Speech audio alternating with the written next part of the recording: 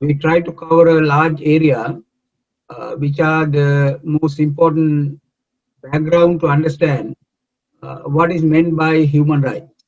Human rights cannot be distinguished from human dignity, the idea of liberty, and the idea of equality. And all those three ideas give rise to the idea of justice. Now, we will today go first. We try to cover as much as possible because uh, within the last now we have spent 4 hours. Now this is the last 2 hours. So there's a lot more to cover, and this is only an introduction. Now we will try to cover the area. Is a democracy a necessary environment for the prevalence of and the practice of human rights? Now, in this, uh, we know that there's a long journey of history and prehistory, where we have come through millions of ages before we have arrived in the present state of humanity. Now, in those billions of years, it began with neutrons or protons and the atoms up to the conscious man, person with human consciousness. This now established is some many billions years ago. So when we talk about democracy, as it is understood today, it is a few hundred years old. In the organizational sense, that is, development of those institutions which we now take for granted as essentials for democracy, such as the parliament, the executive, judiciary, and multiple institutions which function within that whole setup. Institutions for development of economy,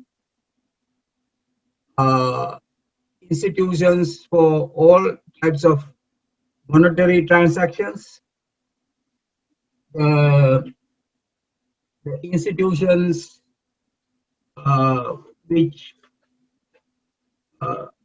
look after the security of people, the police, military, and other institutions,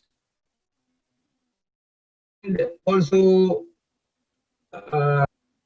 social institutions, church, the temple, the mosque,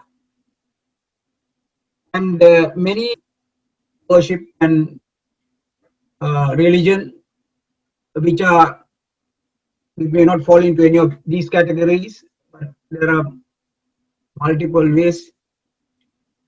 So we are talking about certain level of development of social organization. The social organization itself has an evolution. As much as physical evolution from whatever the atom up to various stages of animals, the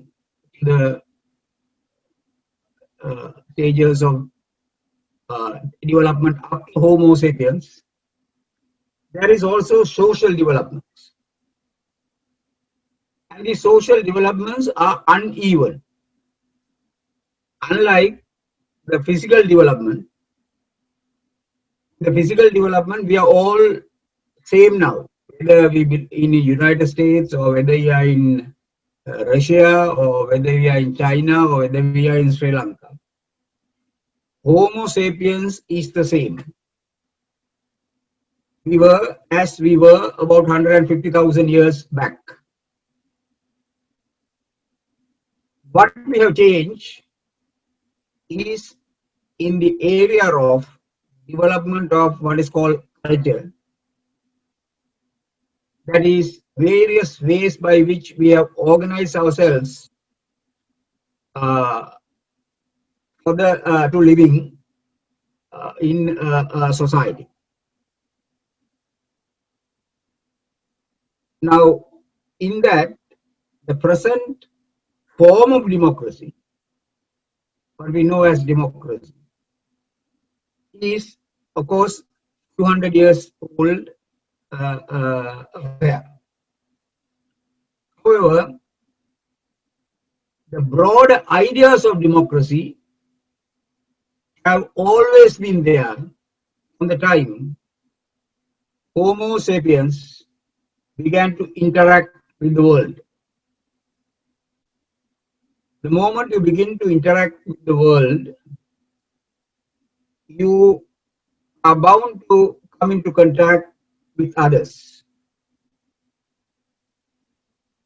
And in that process, you need to communicate with each other, come to with each other, or not agreements in the sense of what we know now, written agreements, laws, like, things like that, but agreements which are written inside us by our common sense, by our understanding of each other.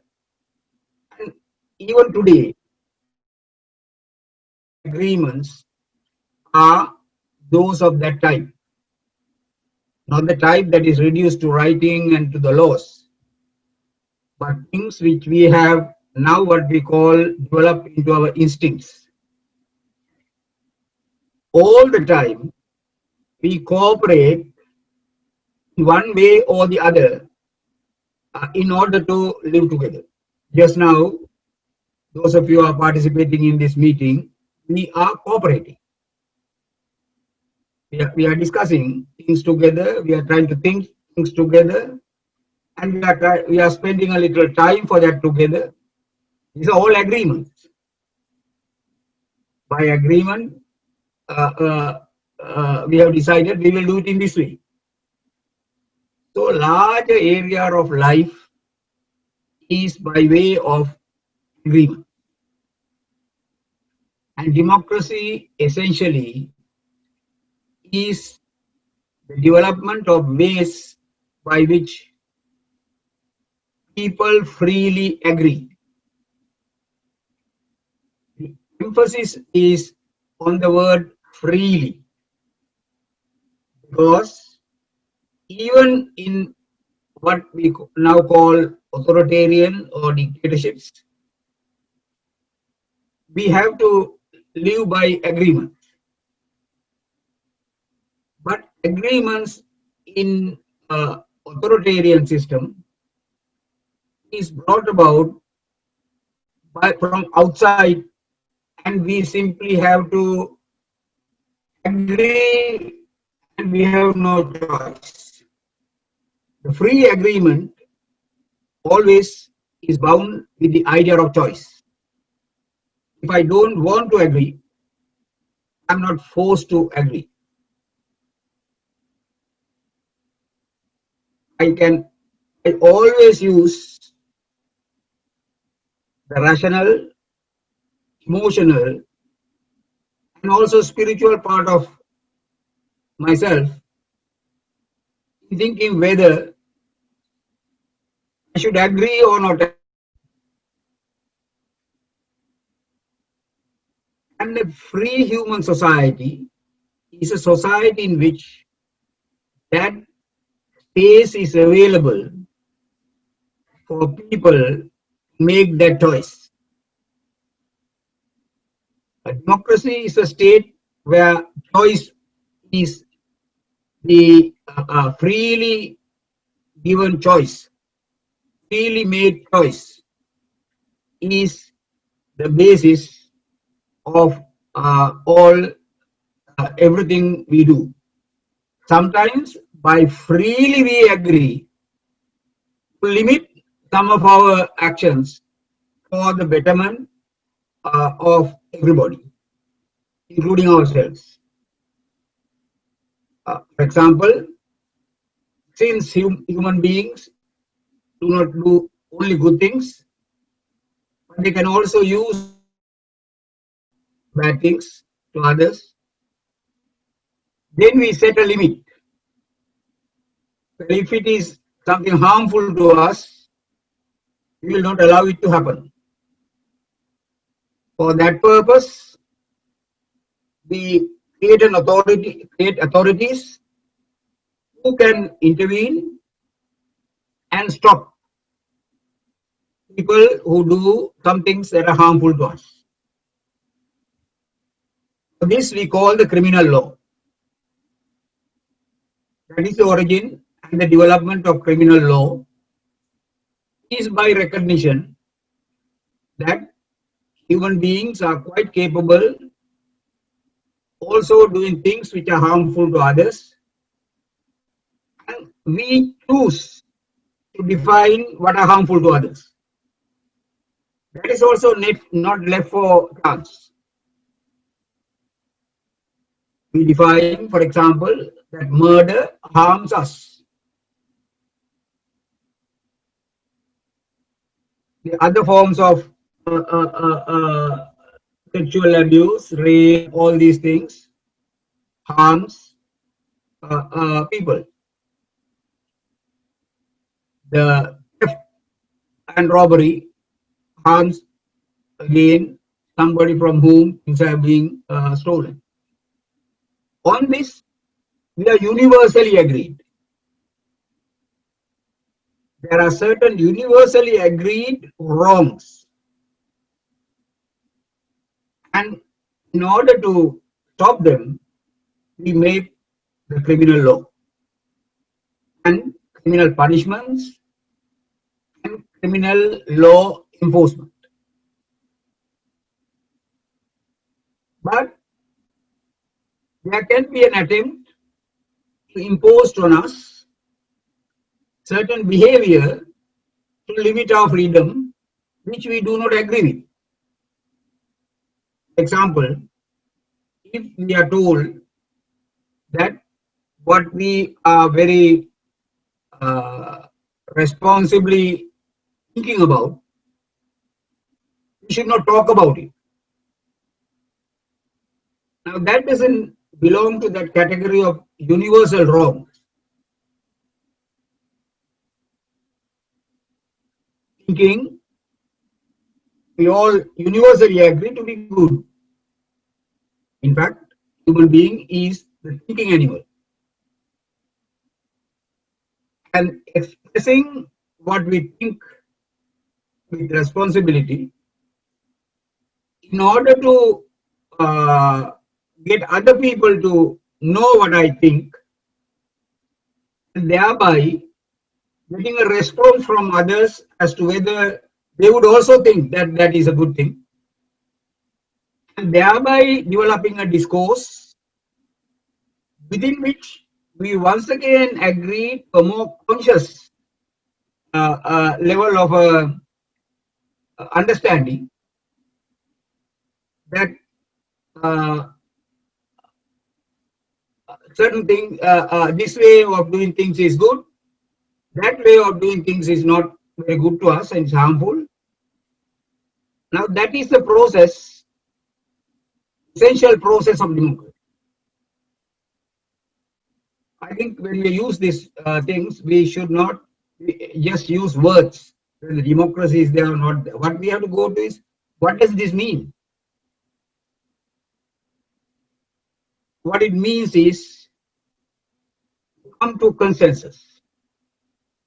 not by force, but freely or through free discussions with people who make things very differently. Because when two people think very differently, honestly, they think differently on thing, it means that either party or both parties has not agreed what this is about as yet. If you go into the entire human history, into all the debates that science has had, you will find enormous amount of disagreements on things today we take for granted. Example, electricity. We take certain ideas about electricity today for granted. But if you go, and even if you in the Google, you can find these things in the history of electricity, uh, uh, uh, how the idea came and developed, you will find enormous disagreements. But they were honest disagreements for people who tried to understand, and they were still, they see a part of something, other person see another part of something. Each person thinks that what he has understood is complete, and therefore he thinks that it is the truth,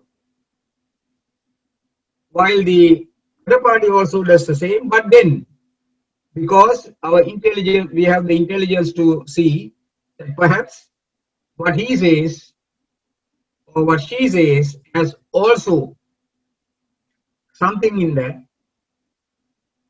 and we can find out what is it. And in the process, we arrived at a richer idea. And in that gradual process, we develop the common ways to resolve common problems. So democracy is an engagement for people who responsibly interact with each other in order to find ways of resolving problems that affect all of them or some of them. For example, if you take the either the blacks in United States, the last 2-3 centuries, that is not a problem that affected all the Americans directly. Directly, those who are affected were the people who were brought from Africa as slaves and were made to do the work of slaves. And the larger section of the society thought that is how the things should be done. But then the slave who become conscious, this is a process of democracy, very important. The way people become conscious about things. We will come to that soon. The slave become to be conscious that I am as much of a human being as the white man is. In other words, they are coming to an agreement on the fundamentals what we talk about, foundational ideas of humanity. I have dignity as much as white man has dignity. I have a right to liberty as much as the white man has a right to liberty. I have right to equality as much as the other person has the right to equality. He is becoming conscious. In the process of that consciousness, he begins to engage the white population. Why do you treat me like this? He turns to the churches and say, why do you sing hymns saying that every man should be in his place and a slave should be in slave's place? God has given the special these things for the white man. Why do you say that? So they engage with their own religion and ask, "Are you right?" And in that process, some people of the white community itself begin to see, yeah, there's something really rational he says. Majority may disagree, but much more important is in that engagement, more people of the blacks themselves, or what we call the today Afro Americans, more people begin to think the way we are treated is bad. So we must change these rules. And for that, we must engage with them. So this is essentially the democratic process. And it is a dynamic process. What was yesterday, last century, considered as democracy is today very much challenged, and the idea has expanded. At the beginning of 19th century, in United Kingdom, England, which was considered the most progressive society of the time, women did not have a right to property. They were considered solely as people who has domestic duties, and they should not have any place in the public life. Education of women was discouraged except for the very elite groups.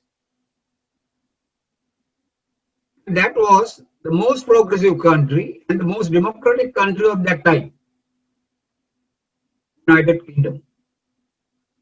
But by the mid 19th century, these ideas were challenged. And the women themselves began to speak and demand the right to vote. Within that demand for right to vote, they began to explain themselves. You have misunderstood us. You think we are an ignorant lot who are not capable of dealing with our responsibilities. You are wrong. We, as much as you, we have the same capacities, and so therefore you should recognize us as your equals in every respect, in participation, in wages, in the way of treatment, like that in every area of life. You get the colonies, the whole issue of colonies. The colonizer, most of them believe that they engage in a civilizing mission. They thought the rest of the countries outside their sphere were, in fact, an inferior lot. And they were a superior lot. And it is their duty, this is called the white man's burden, their duty to, to reach to civilize them. Of course, that is only one aspect of colonizing. The fundamental idea of colonizing is to take advantage of other people's land. But this ideological aspect is important. To that extent, they could justify colonization. But then, people arose from the colonies, like in India, for example, 100 years before they got the independence. And they began to say, in many ways, we were more civilized than you in the past. We created language long before you. We created great literatures long before you. So why do you think that you are superior? And there were intelligent people in that community who understood this And they even began to translate documents from the past and give back to their societies and ask, are these the people that we call uncivilized people? The people who develop this kind of literature, this kind of art, this kind of ways of governance. And we say that they were, so there was, the debate began also in the other side. Same debate intensified in within their own countries, spread into other colonies, and finally, it has to be agreed that colonization is wrong in principle. It was declared illegal and against the international law. But it came about through this process. And when we talk about democracy, we talk about this process. Anything that encourage rational discourse, the responsible ways of exchange of ideas, and particularly the exchange of ideas of those whom we do not agree, is the way by which we enrich ourselves. We go to a higher level of understanding by which we develop the ways of doing things better. So democracy has a purpose. Democracy is not just an ideal for ideal's sake. It has a purpose. The purpose is that we become better. And the Homo sapiens is the first creature who realized that while he has the greatest endowment other than for the first time in the human evolution, it is an imperfect endowment. It make him realize that in order to live better, we must improve things. And the method of improvement was the exchange of ideas, evolving into and redeveloping agreements when we find the agreements are not adequate, and that process becoming a dynamic society. Now, so therefore, when we are talking about democracy, we should talk in that sense. Particular forms of democracy that has developed, we will discuss later how they are related to these ideas. The important issue here is that freedom of speech and freedom of association is at the core of democracy. You cannot damage freedom of expression and the freedom of association and expect the country to become a better country, capable of developing the most intelligent forms of agreements among each other and social organizations which are most useful to most people, to all people. So it is today when we talk about freedom of expression and association, we must go back to this original idea. Where does it come from? Where does this idea of freedom of expression comes from? Where does the freedom of association come from? It comes from our own human evolution. There is an overall physical evolution, but there is a social evolution. Homo sapiens, in their long history, developing ways to become better. It is in that process that we evolve consciously the idea of expressing ourselves and associating with ourselves. That doesn't mean that some form of this did not exist before Homo sapiens. You find certain animals gather together in hunting because they realize that if you try to hunt alone, you often fail. So you surround your prey and attack together in order to get your food. That kind of instinctive things were there. But what was not there was freedom of expression. The ideas changing, achieving your goal through exchange of ideas, developing the idea together, and thereby coming to consensus, agreement with the other. So this background is essential to discussing a number of problems that we are faced with today. And that is what we are going to discuss most of our time. The problems which are posed to the human rights through the problems that have arisen in relation to the ways of governance, where there is a contest between democratic forms of government and other forms of government. That is where we will spend most of the time.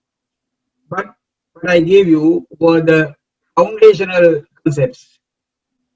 Otherwise, we will only be saying, well, we had this way, why do you change that way?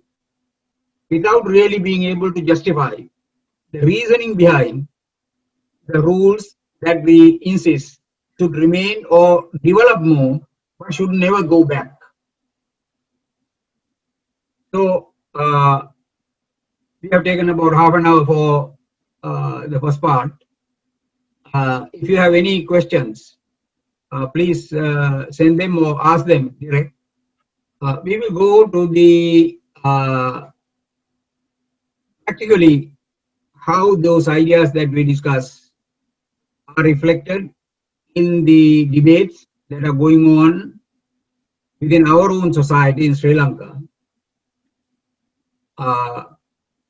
which are also reflected in the present day debates. As you know, one of the major debates today is about the 19th Amendment being replaced by the 20th Amendment. And this has given rise to some free expressions. And there are certain resentments which are not expressed, but people are worried. So let's discuss once again what is the meaning behind these debates and these moves. 19th Amendment came from the original 17th Amendment. I suppose these references are familiar to you.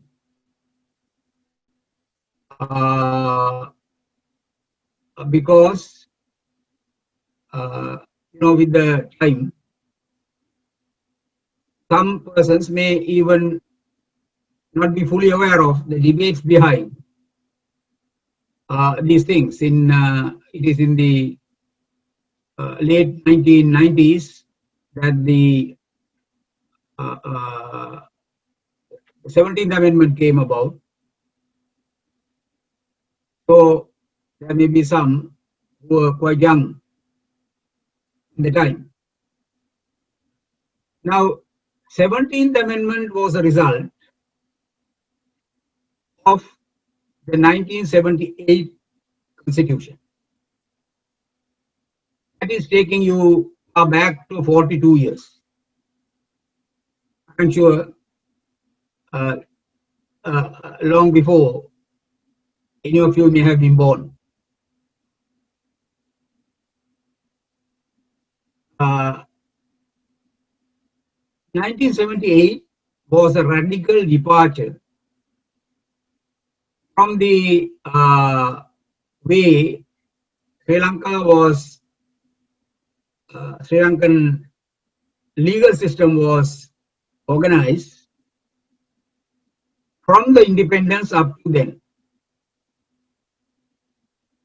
And before the independence, a path for this way of introduced in 1948 constitution was made by the during the British rule. They did not introduce independence or a form of governance, but they created certain things which continued into 1948 and thereafter till 1972.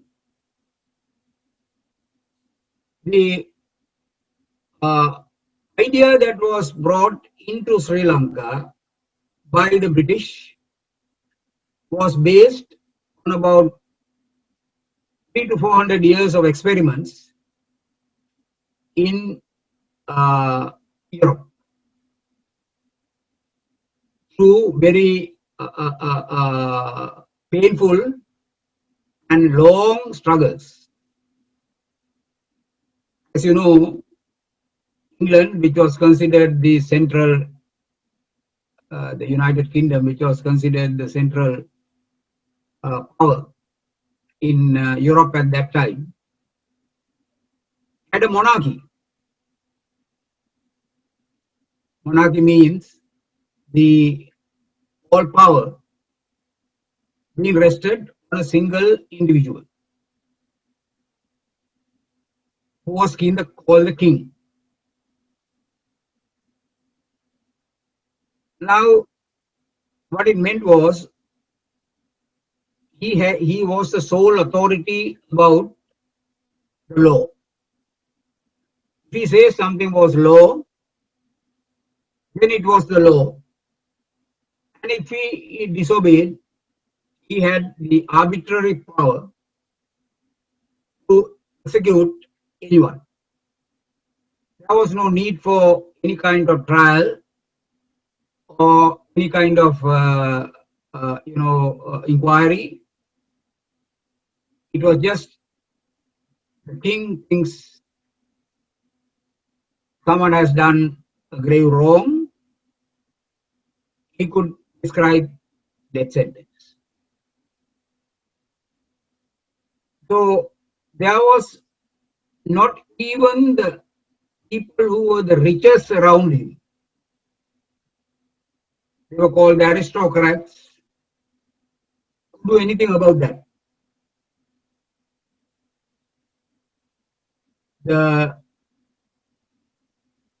Today, they may say something or do something, and they can be immediately arrested, and they will be kept till they are beheaded. That was such a frequent exercise. We are not talking about some exceptional thing. That was how the society was governed. First of all, the bureaucrats began to get unhappy about this.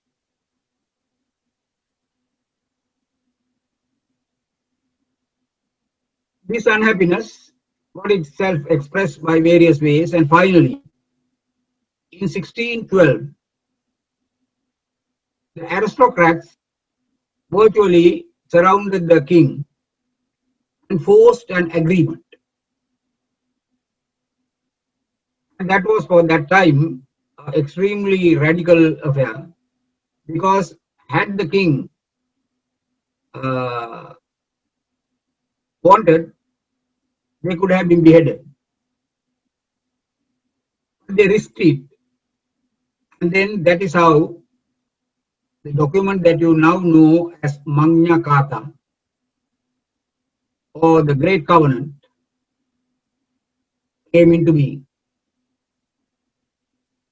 A Great Covenant, in today's point of view, is not such a huge covenant.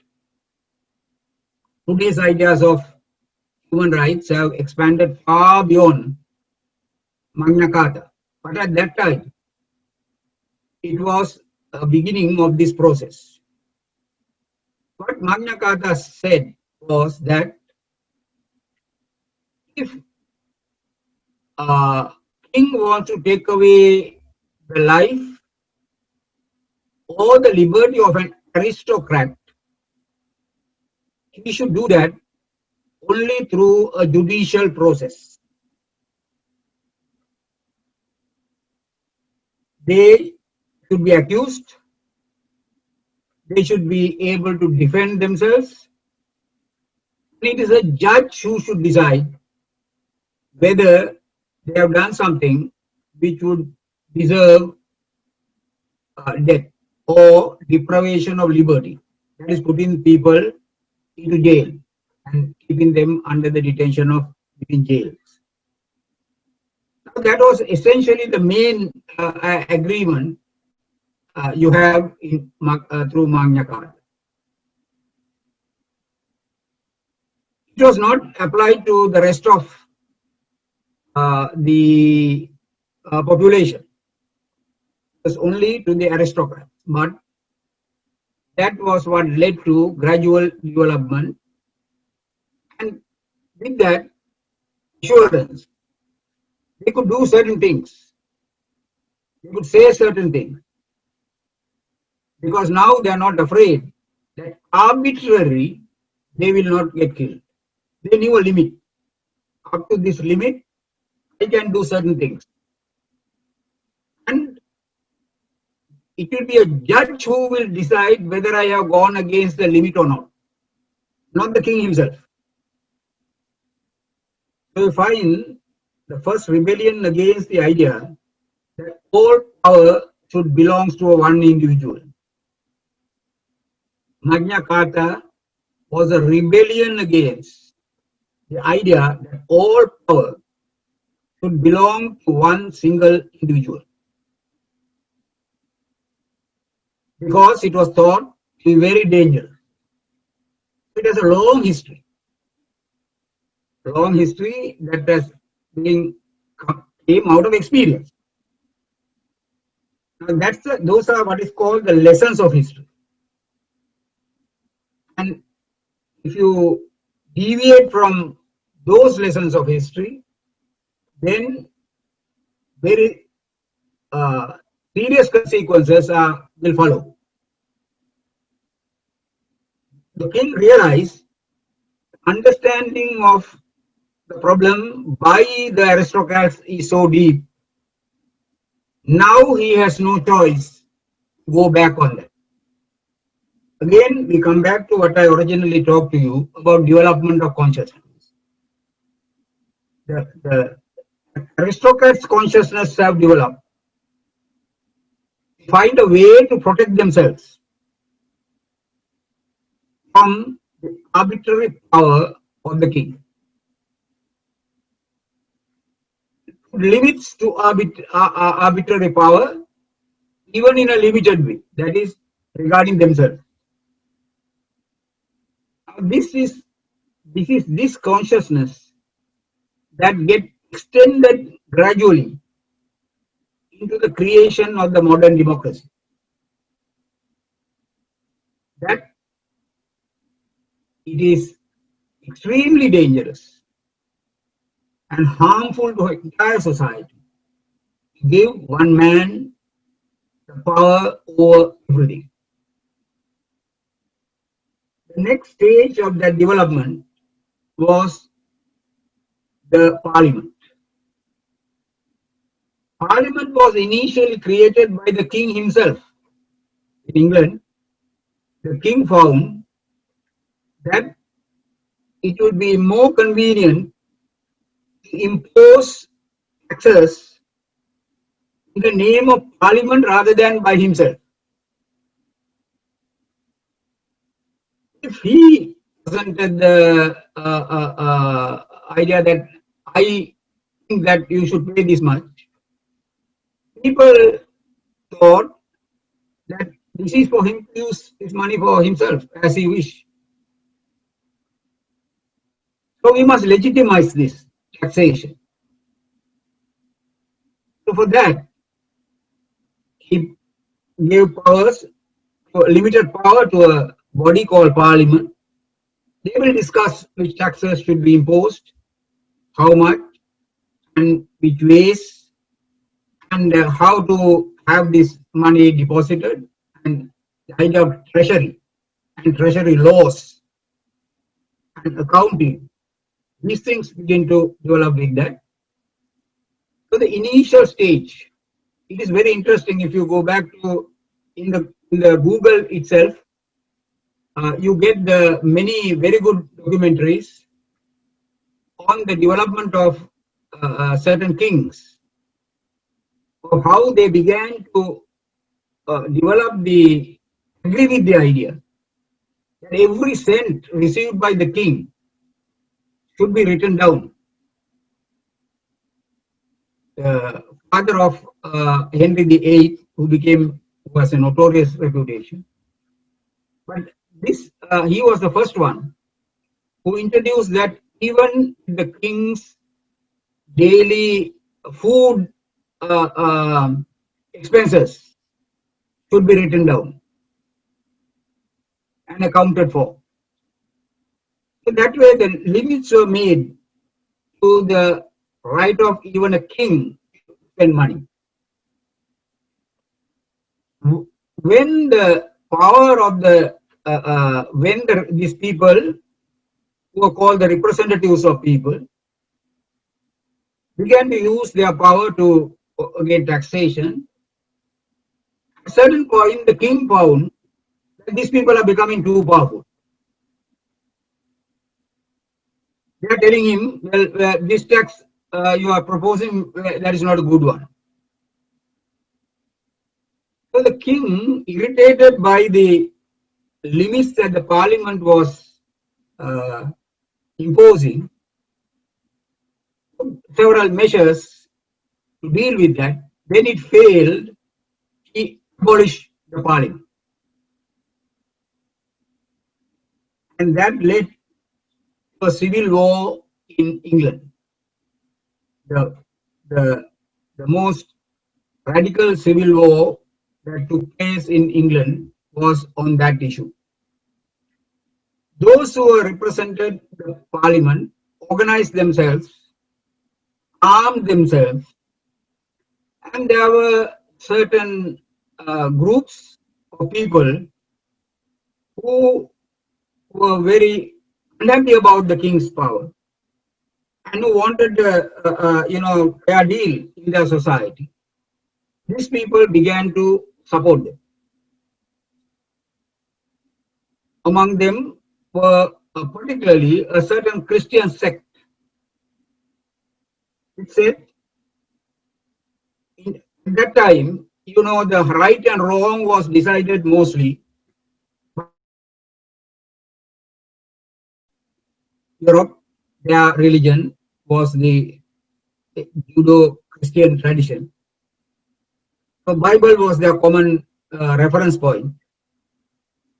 So everything they said has to be conformed to the rules of the Bible. Now, this Christian sect argued that the arbitrary power of the king is opposed to the principles of the Bible. So they developed an army. He said the God, if he is offended, if even a king goes against the God's will, then we have to stop the king. That kind of ideological things backed by their religion gave rise to a development of armed forces against the king's armies.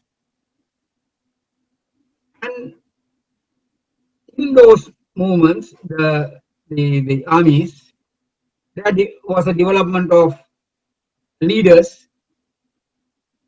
From there came one of the greatest military leaders that changed the course of British history, uh, Oliver Cromwell.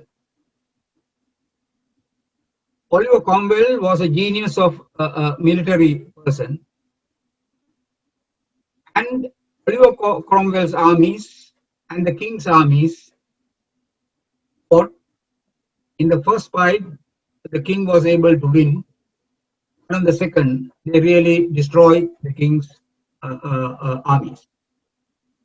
And then the parliament sat and brought the king to trial. Today, when we talk about these things, they may sound like, well, these things have happened. Leaders of countries have been brought to trial, and what is the big deal? The big deal at that time was virtually it was uh, completely something impossible that was being done. People couldn't imagine that we can live without the king. And the king was brought to parliament. The king the defied the parliament and said that you have no right to question me because I am the one who has the right to question you. You hold power below me. How can you question me? Then the court said you answer the questions. The first time the king was taken by complete shock. When the court turned to him and said, you answer the questions and we will decide what to do with you. And the king was found guilty. The king was publicly beheaded. And that was how in England the idea of a single man's power was brought to an end. With that came the power of the parliament. Because again, it was a gradual process how the parliament develops and takes over the whole function of governance. Number of great prime ministers played a big role in developing that process of development of the parliament. The parliament development was backed by another factor. Already, culturally, people were beginning to agree to the idea that ultimate decisions of a society on right and wrong, law and legal and illegal should be decided by courts. In England, it was a cultural development. It was not one day made by a law and then, it became a law like that. But it was gradually people have developed, even during the time of the king, gradually, that time not regarding the power of the king, but other things, property matters, personal liberties matters. The power has been given to the judiciary. And the judiciary has become a force that society held on to. And this is very important.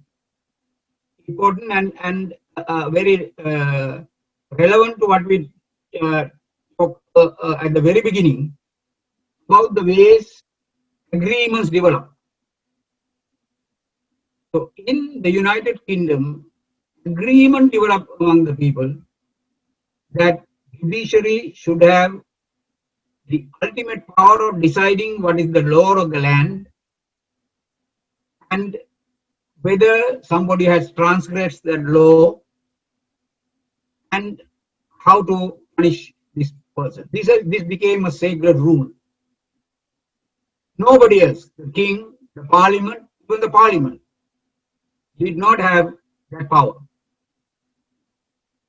So that is how the modern form of government came into being in England. Similar process took place in a much more violent way in France. Again, the problems were related to taxation and the king using usurping the resources of people, thereby impoverishing the people, and using that funds for whatever he thinks was useful to him, like going for wars and having enormously luxurious lives uh, with huge palaces and all that kind of things. And the people were getting impoverished. In that process, once again, in a very different way than in what happened in England, there were gradual development of a discussion in that society. What to do with this? We are getting impoverished, and the king is spending our resources in a manner that cannot be morally justified. So it took a long period of discussions, ideas, and some of the people who expressed those ideas were suppressed. People were sent to jail, some people fled their countries. And there is a fascinating history of many, almost 100 years of development of ideas, which finally led to people getting organized and, overthrowing the monarchy in France. Overthrow monarchy in France was overthrow of a single man's rule in favor of a collective form of a rule, where the people have a say in deciding what to do with their resources, how to distribute resources, what priorities, all that was decided, and that is how revolution brought about a complete change. It is better known than the British Revolution, although the British Revolution was the first. The French Revolution became enormously known in the world because immediately after the revolution, there was a lot of bloodshed. Because the British Revolution, also the section of aristocracy took place, part in overthrowing the king.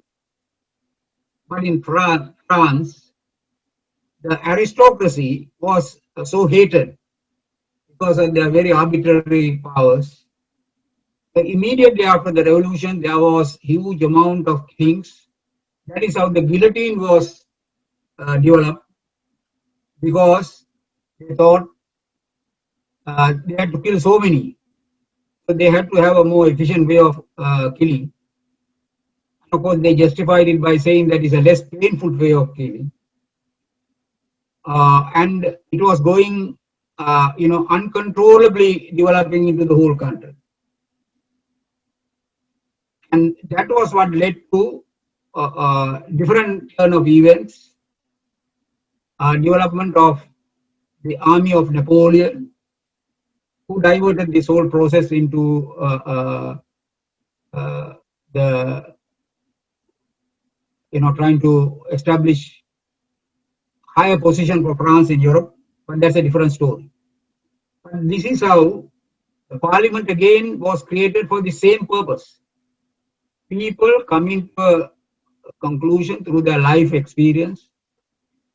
It is dangerous to have power being left in the hands of a single individual. It's not about this or that individual. Problem was not this or that individual. There were good individuals who were kings, But that was not about the good or bad of that individual, but the power being concentrated in dealing with the resources of a country to a single individual as dangerous to the economy, the society, and the people in general. When the American Revolution came up, American Revolution first came as the colony want to be free from Britain. The United States, many parts of it were colonies of the British. So the struggle was first to be rid of the rule of the king or queen for the purpose of the country to become free.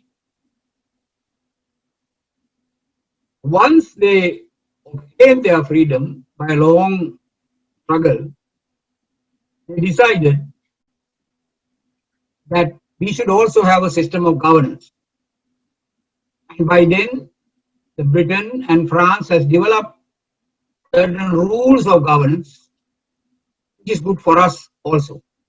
They adapted it, but they borrowed the basic structure. Basic structure was that power should be distributed. Lawmaking should be given in the hands of a parliament. Day-to-day practical execution should be given to the executive. But the judging of laws should be left in the hands of the judges alone. Now that is a model that was later introduced many countries around the world, not all countries, many countries around the world, including Sri Lanka. At the time the British were a colony, gradually when they gave independence, it is this basic structure that was introduced to Sri Lanka.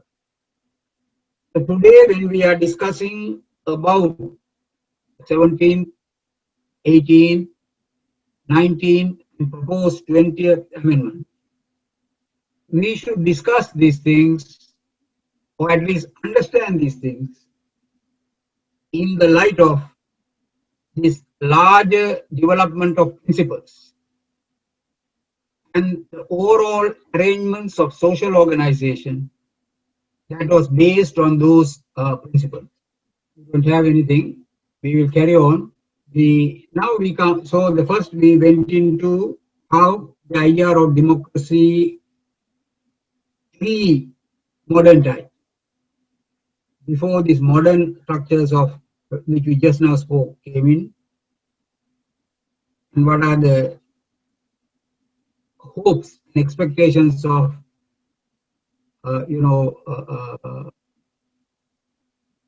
ruling by agreement. This idea.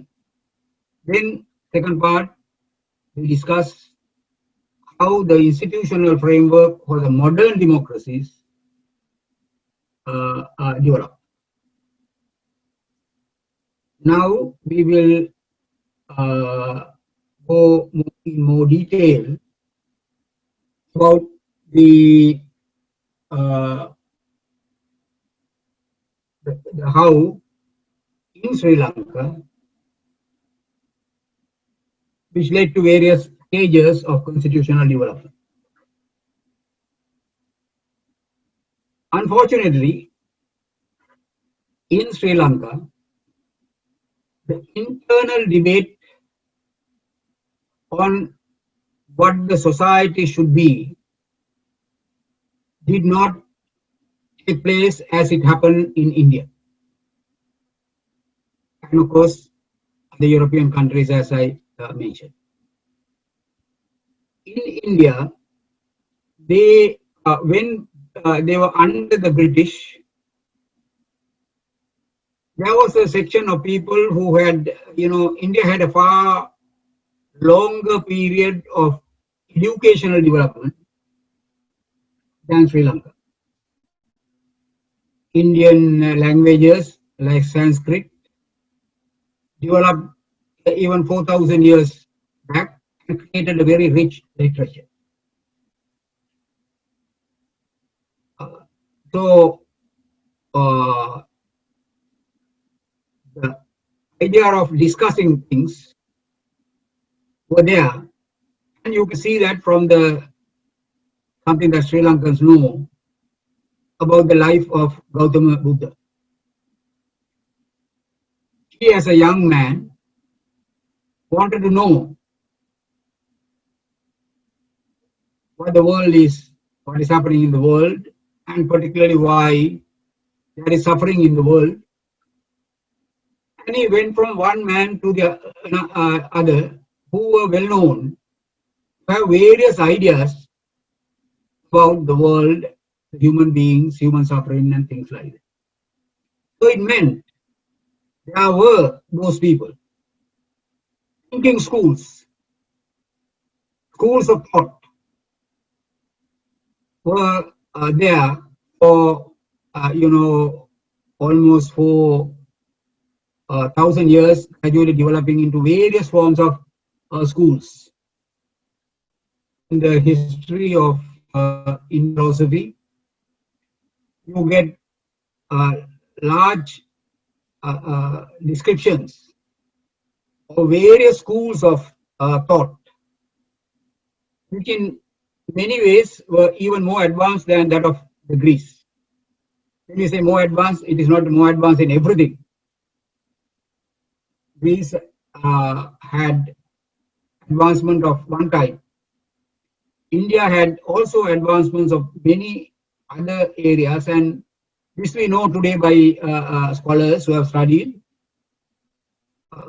Thinking element of India developed for a long time, and it has also a very damaging aspect also of that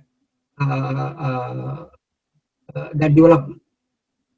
The main aspect was that people who became the bearers of knowledge gradually constitute themselves as a caste, and they create an idea of a caste-based society.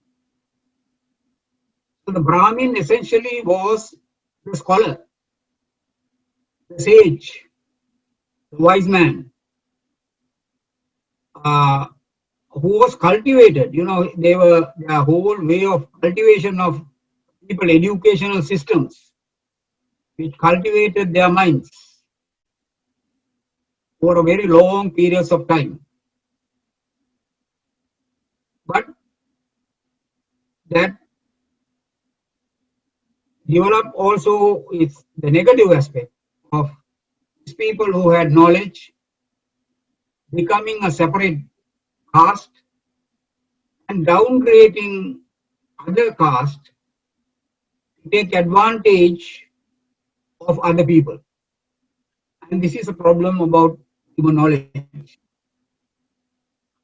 Human knowledge, when not democratically controlled, can lead to some people taking advantage of other people by using the very same tools of knowledge, creating all kinds of complications by which others are downgraded and put into social positions out of which they cannot escape, and they forever remain poorer. And as the time goes by, among the poorer, greater poverty levels develop to an extent that in India, they develop a group called untouchables. Again, if you go to Google, you will get a fascinating, shocking, and sad history of how human beings can be reduced to such low levels of treatment. It was developed through a sophisticated idea called purification. The Rig Veda developed the theory that God created out of his mouth, the Brahmin, out of his shoulders, the warrior, of his stomach, the trader, and of his feet, the Sudra. It meant everybody who does physical labor, carpenter, or boatman, tree cutter, whatever, farmers were Sudras. And according to that, their rights, what they can possess. Brahmins had unlimited rights of possession, whereas the warriors and the traders have some rights of possession. The Sudras had the least amount of possession. And out of the Sudra layer came this other layer called untouchables, who had no right of possession. They should just get from whatever comes to their food, and that's all there was to them.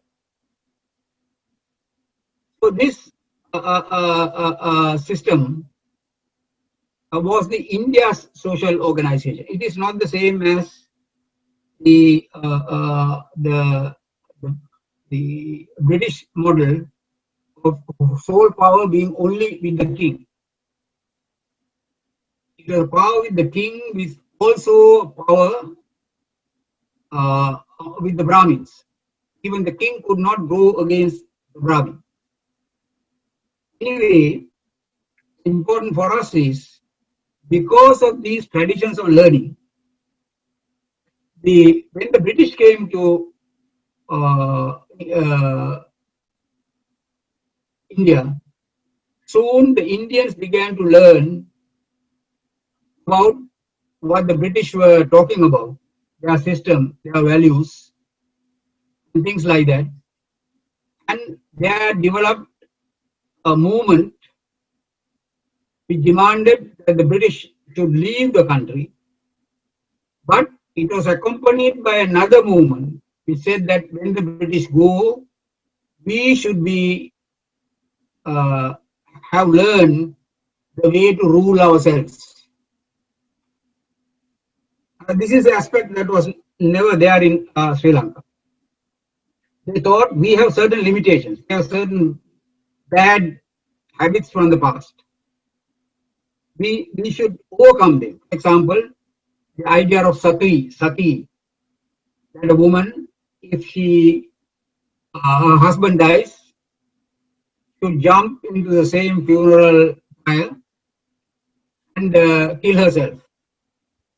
It was shown as an act of love, but in fact today they have shown that this was in order to save property, so that the property of the dead man will go to his family and not to the family or the person of the widowed person. So like this, there were child labor, practices of child labor, and practices of caste. So they debated for 100 years or more how to get rid of some of these things in their country. Out of this, they developed various ways that how we govern ourselves for the future.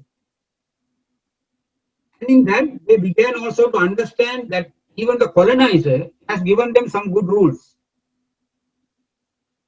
While they wanted the British to leave, they wanted to learn from the more advanced stage of democracy that has been achieved outside those rules, and want to introduce these rules to India. That opportunity came when the British, more or less the same time as the Sri Lankan independence, gave independence to India, that is in 1947. The same journey, uh, the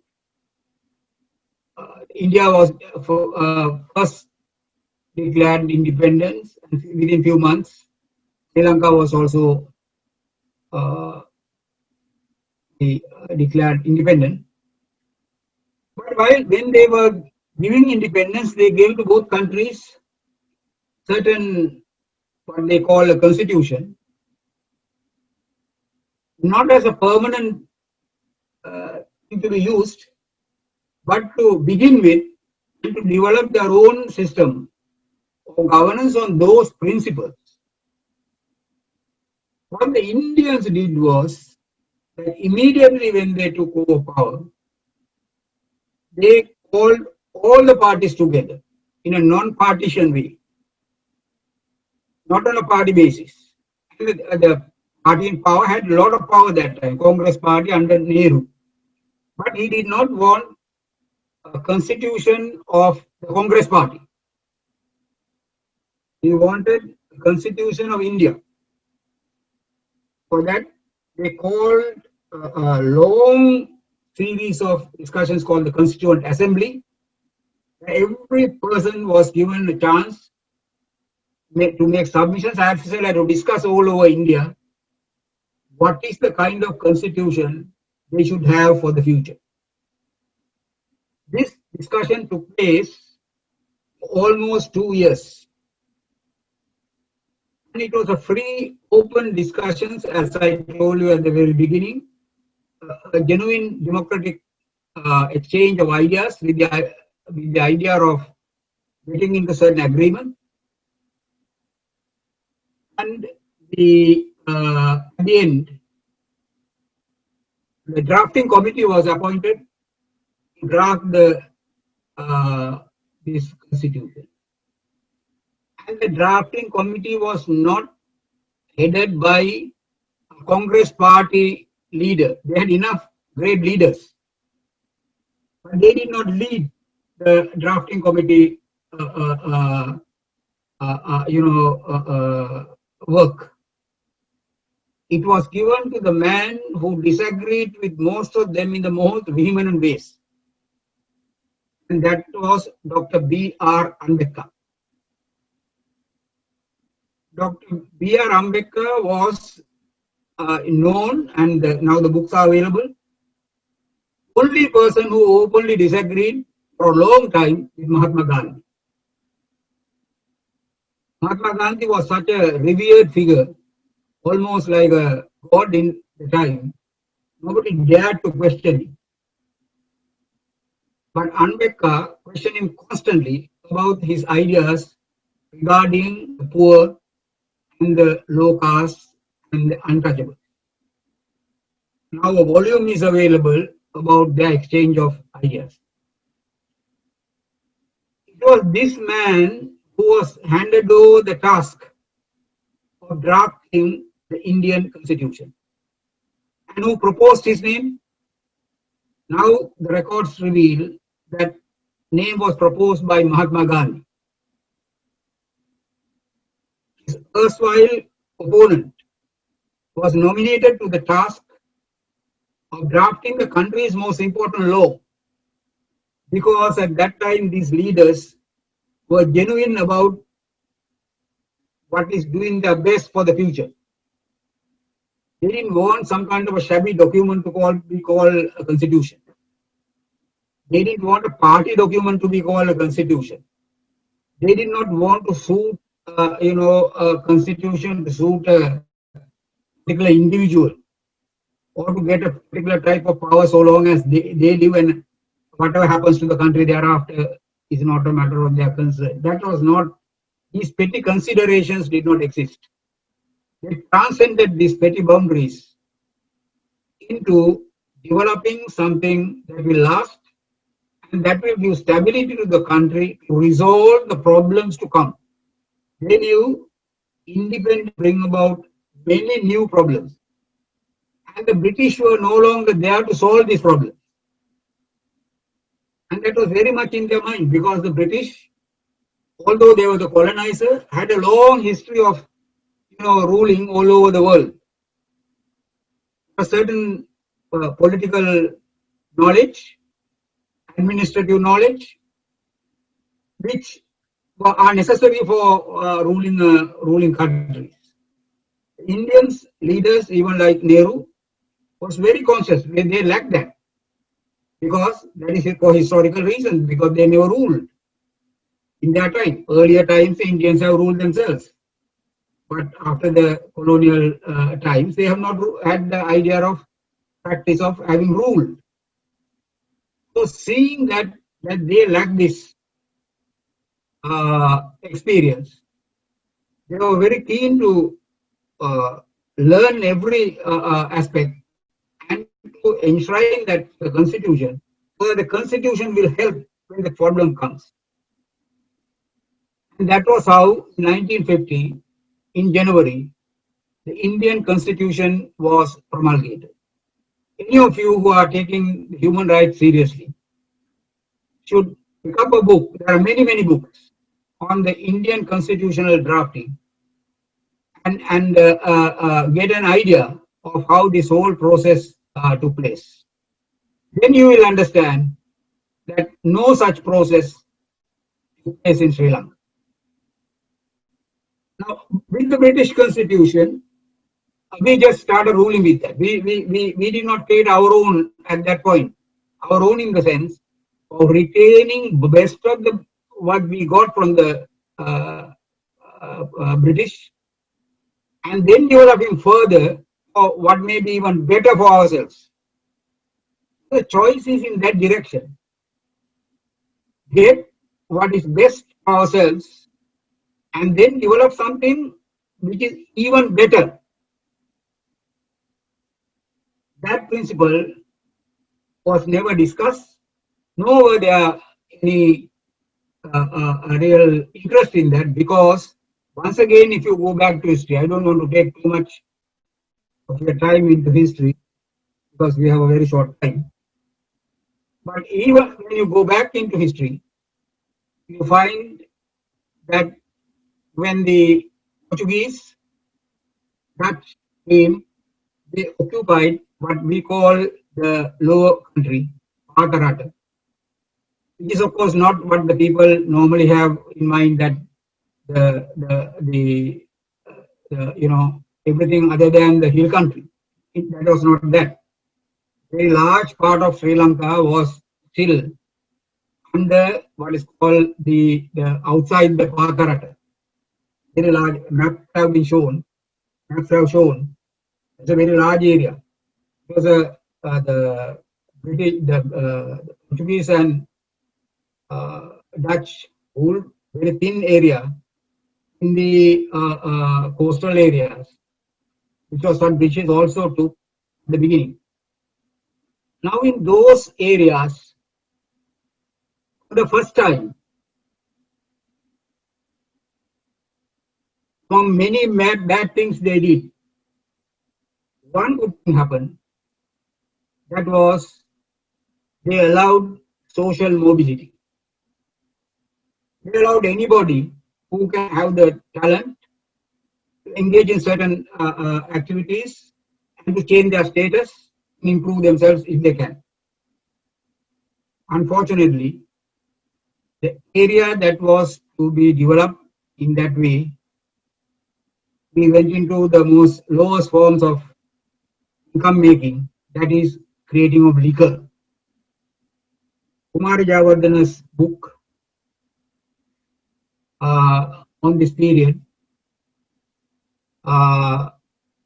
explained this whole process of people through certain trade opportunities, mainly liquor making and liquor sale opportunities, became richer. These people had no idea or no concern about a nation. They were lucky people who lived in an area which was outside the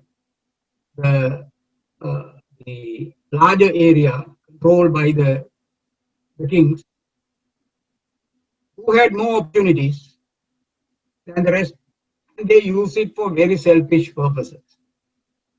The British encyclopedia mentions them, comparing with the other colonies where there were independence struggles.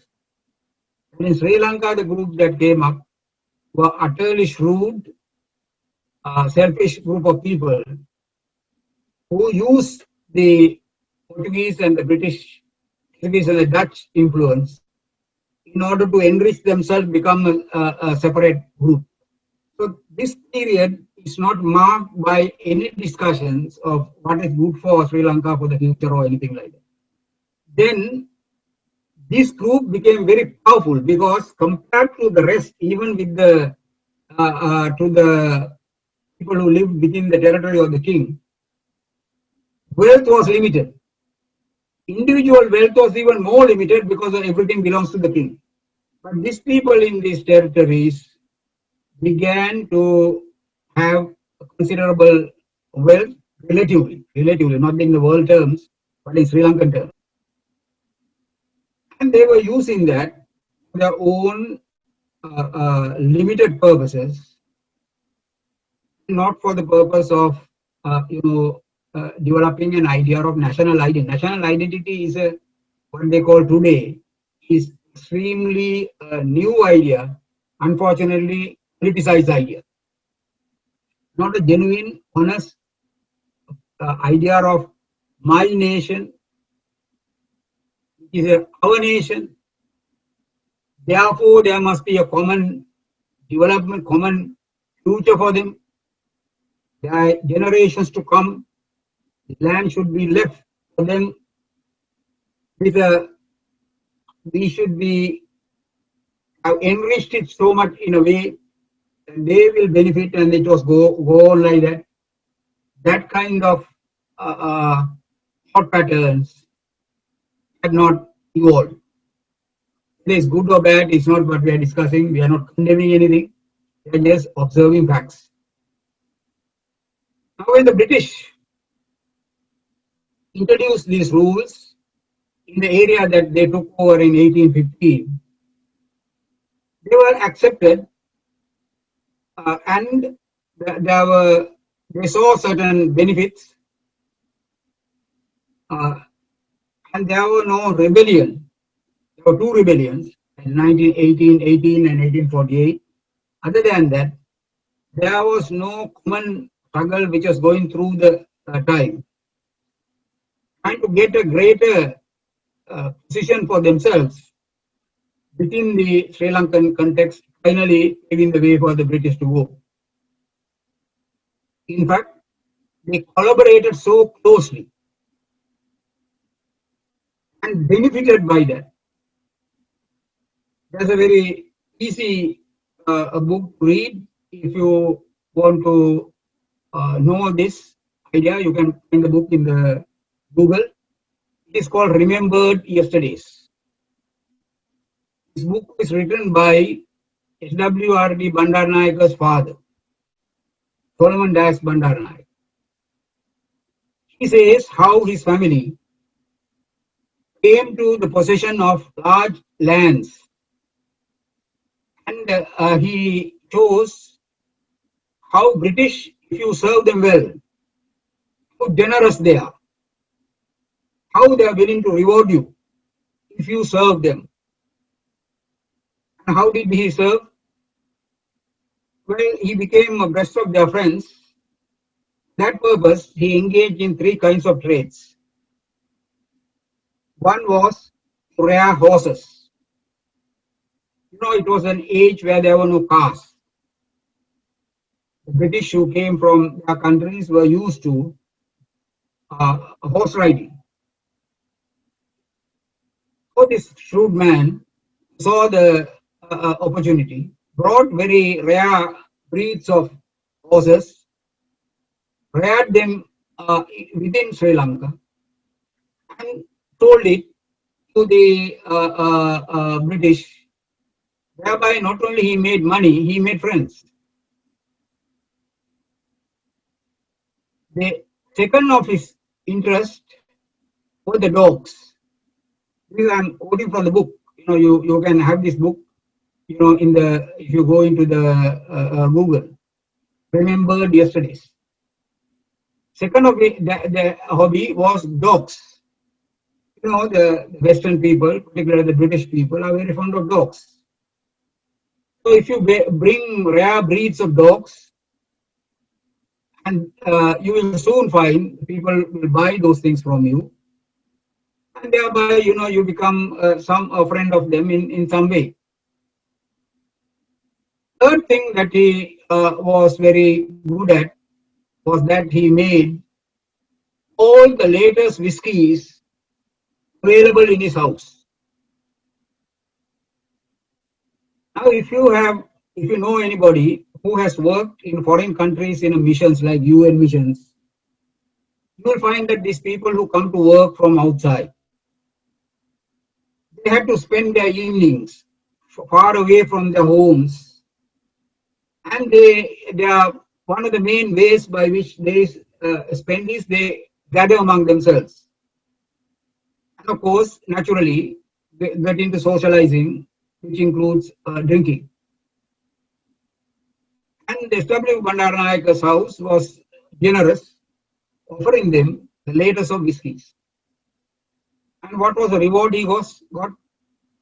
The highest award that can be received under the British, Mahamudliya's Place. Now, I'm not talking because of one individual, to criticize or to, to some way to have a laugh at him. That is not the purpose. This is how all of them were. Most of them were. Their wealth came from this kind of uh, ways of collaborating. So you cannot expect such collaborators to be independence fighters.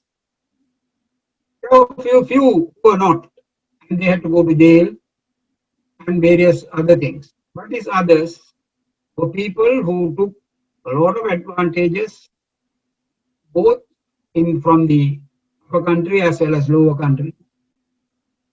From the British, for that purpose, kept a very close relationship with them. So that was thereby this idea of one day we will become independent, and then we have to rule ourselves. How are we going to do that? This had not taken place in Sri Lanka at the time we got independent. When the independence came, then immediate period they tried to run this thing that the British have left. And they found that they did not have the experience to run it. And then came many, as is natural, an independent nation is not only the independent rulers, but also independent people. So the people form trade unions, people start making demands, people from left political parties, and there was a huge, internal these things which, if used in the manner that I described at the beginning, in order to encourage intelligible discourses, would have left a solid foundation for Sri Lanka. But instead, unable to rule, they began to abandon the wholesale what the limited democratic traditions that the British have introduced. So they did not follow the Indian example of retaining what was best and developing some things which are even better for the future. Instead, our in 1972, they rejected the very idea of independence of judiciary by removing the judicial review powers. The real problem about Sri Lankan constitutional law is not these other things, but this issue. Removal of the judicial review power of the Supreme Court. What does this mean? What it means is that courts have the power to declare whether a law that is being proposed or law that is being passed is in fact legal, legal within the norms of legality. That means something that is illegal cannot be made into law. What it further means is that merely because something is made into law, it is not legal. This is one of the major problem within Sri Lanka. Anything that can be declared a law can become, however illegal it may be in terms of normative framework, in terms of the benefit it derived to the people as a whole. It can be made legal. And that is the most dangerous situation that can happen to any country. So this taking of away of the judicial review is the source of Sri Lanka's instability. Many people did not even discuss this issue at the beginning because they did not see. Even Basil Fernando, who was appointed as the Chief Justice, was a very honorable man and a man with a very big legal practice at the time. But he did not realize that this removal of the judicial review power is going to bring down the whole structure. And he has to himself became the victim of that process. Mr. Neville Samarakon was treated very badly by the then executive president. And when it was, idea was to force him to resign.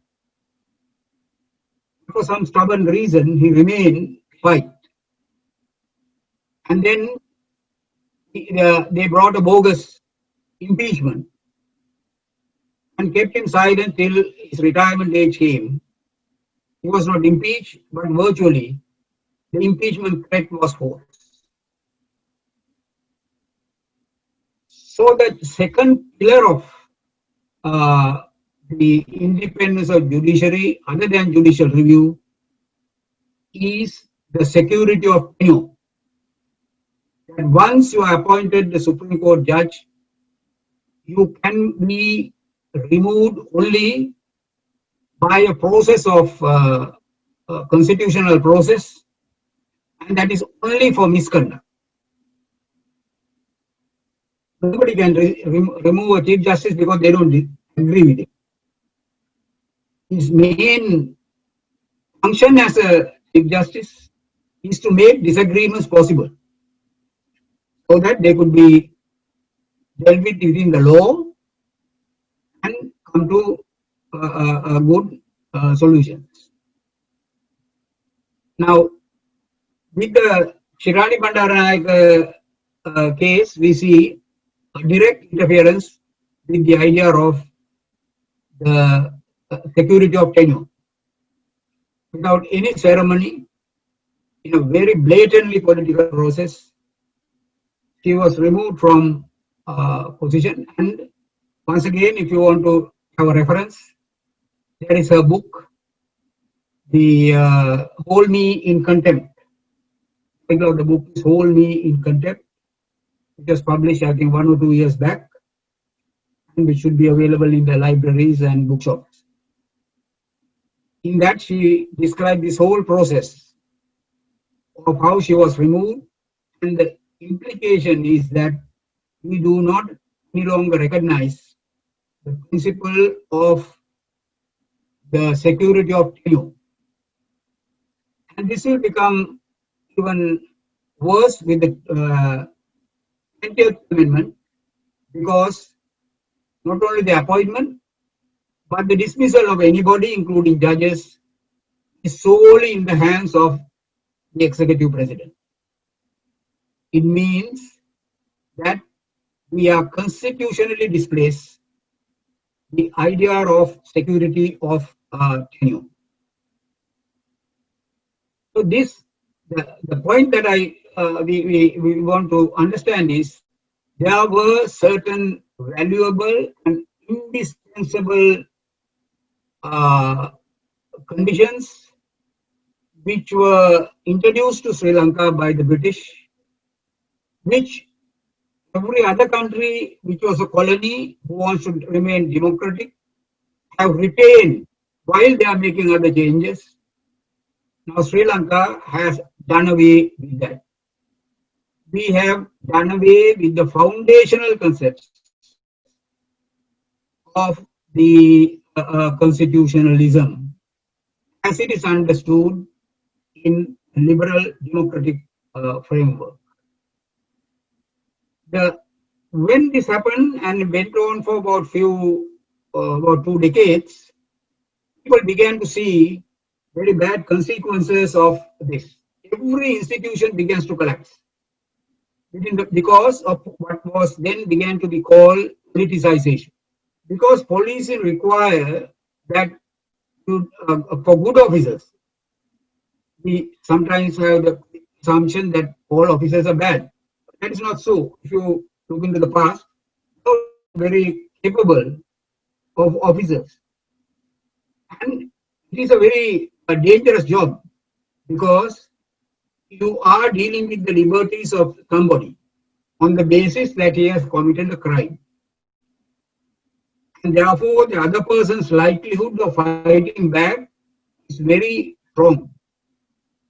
So therefore, that is a profession that requires a legal protection, not arbitrary protection, legal protection. That if the officer does the right thing, he should be protected and defended, and he should have that confidence. I do the right thing. I'm sure that at the end I will prevail. My position will be upheld as right by the state and particularly the judiciary. If they lose this confidence, that institution cannot function. That's exactly what began to happen by the early 1990s. There was a mass demand. There should be something done with this problem. And that was the origin of the 17th Amendment. 17th Amendment did not address the root problem, which is the 1978 Constitution itself. There was a group of people who demanded that, and Chandrika Bandaranaike as the president agreed in the beginning. The whole constitution must be replaced. But once in power, that position was abandoned because this enormous power that the president gets, they went into a compromise by way of 17th Amendment, trying to bring down the powers of the president to some extent.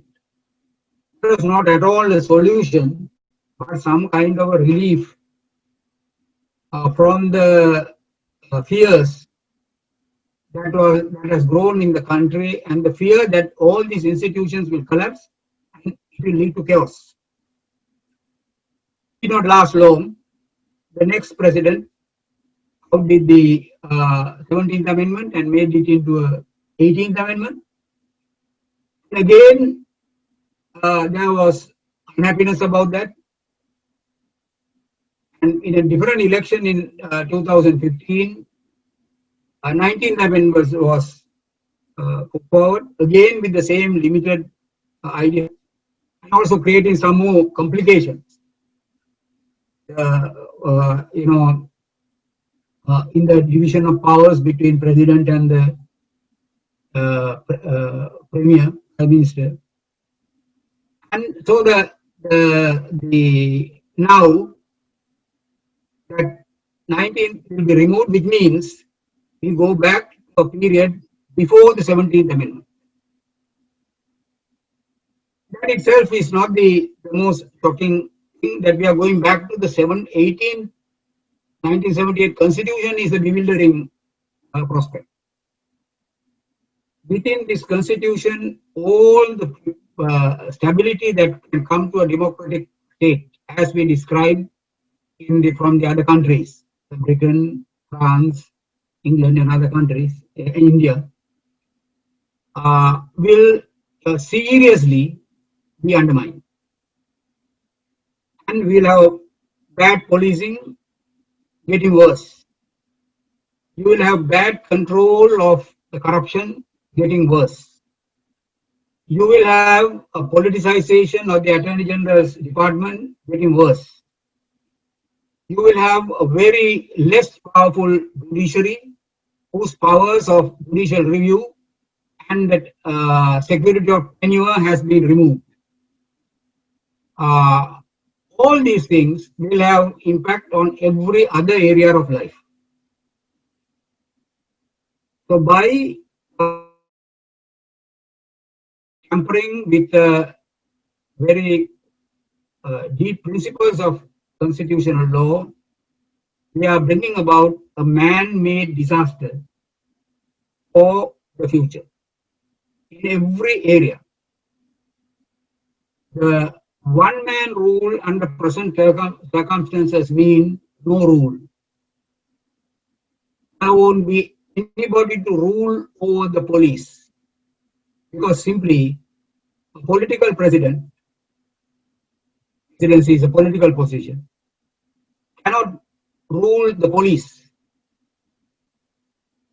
It is an independent institution with a huge number of people and enormous powers. And if it has gone wrong, there has to be internal reforms which will give more power to those who control that institution and more responsibility with the power so that they will be accountable. If you make the police unaccountable, then the very purpose of democratic governance loses. The whole idea of the struggle against the king in Britain and France and all this was, it was unaccountable government. Accountability was established by establishing parliamentary procedures to check everything, how the money is spent, how the treasury money is distributed, and how it is, whether it is used for the purposes for which it was made, how the appointments are done in an accountable manner on the basis of merits and not for any other reason. So all these institutions are created in order to make the democracy possible. To destroy the institution, to destroy the democracy forever.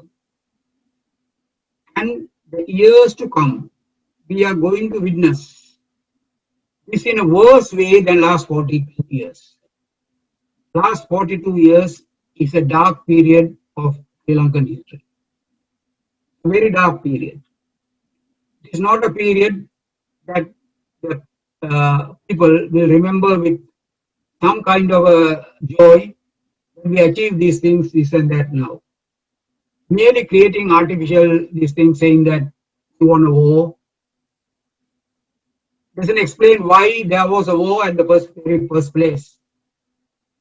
Why did the political system fail to settle these, solve problems long before it developed into wars?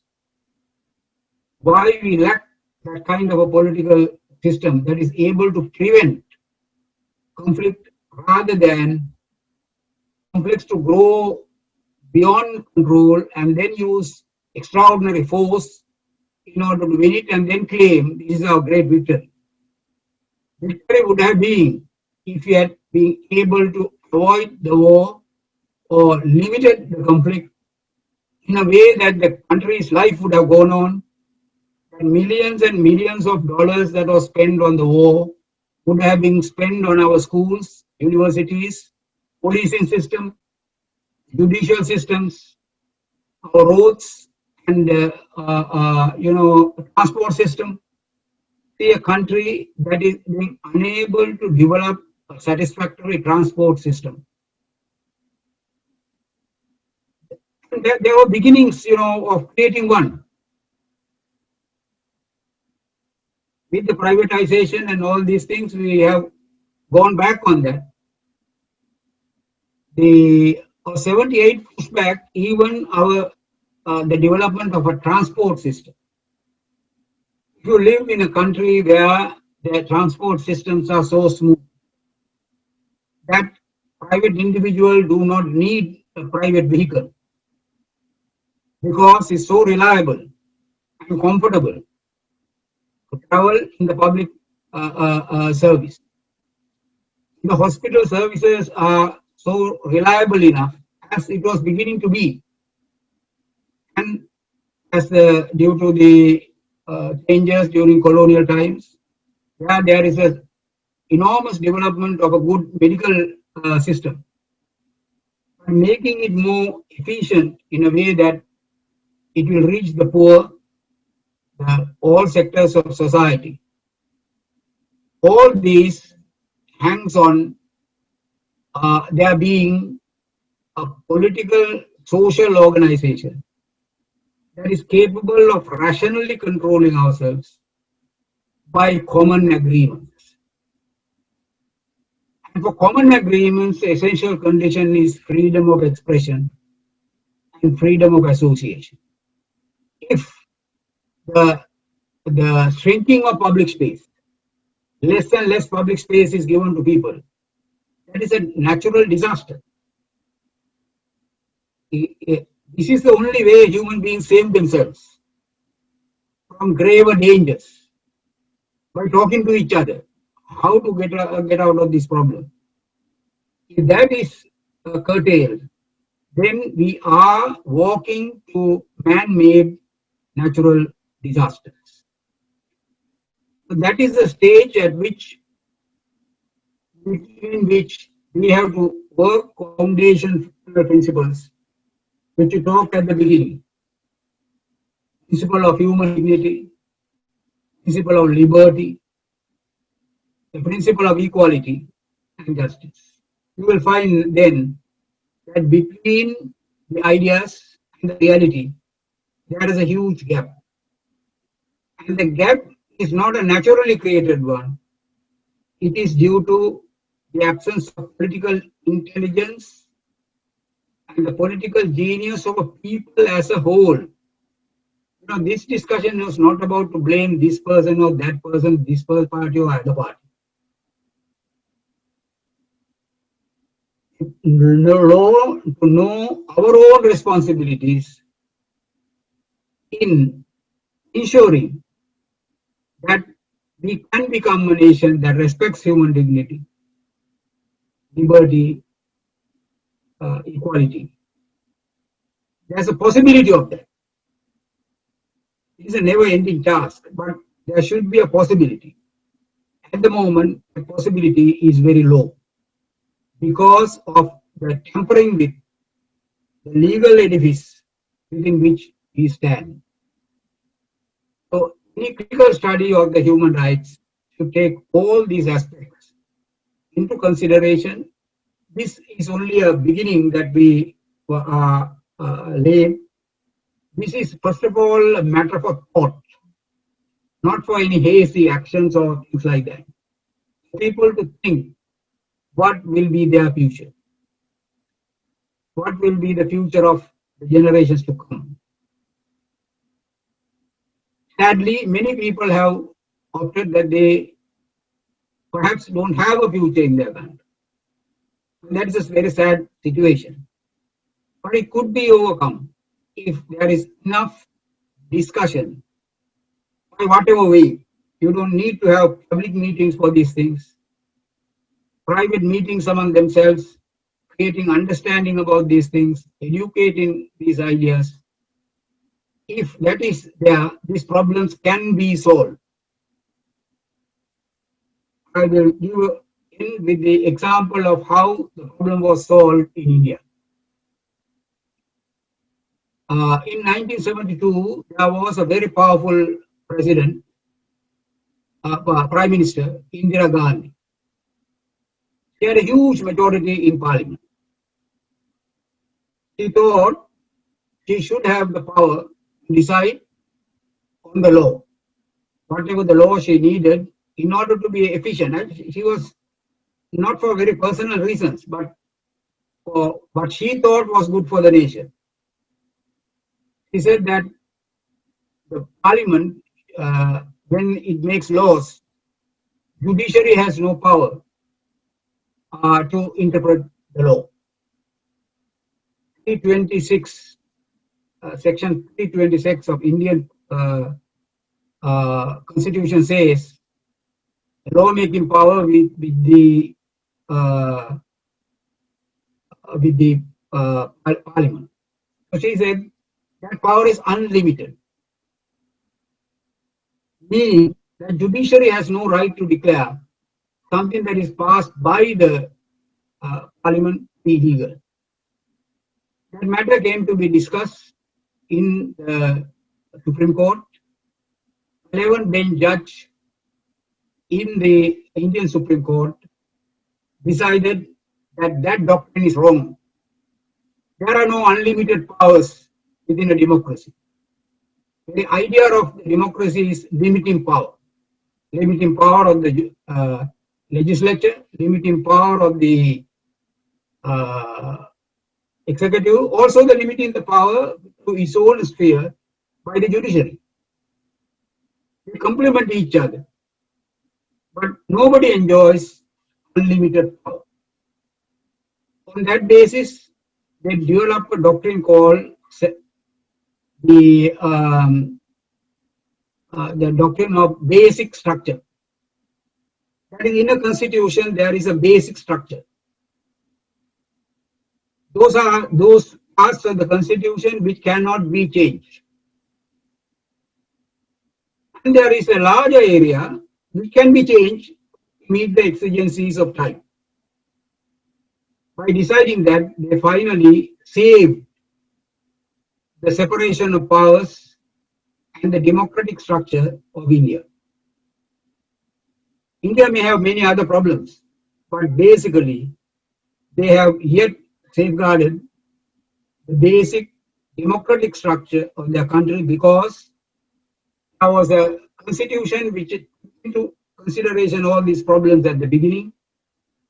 And up to now, there are judges who upheld these rules and were able to stand up against very powerful politicians and keep everybody within a certain framework where everybody can contribute to the betterment of society. So if you have any questions, anyway, if there is no questions, we will stop it here, and we will send you the copy of this today's discussion. Also, yesterday there was another YouTube presentation on the idea of 19th and 20th Amendment, which has already been sent to you. If there are any further questions, you could send. I hope these discussions were of some use to you. Thank you very much.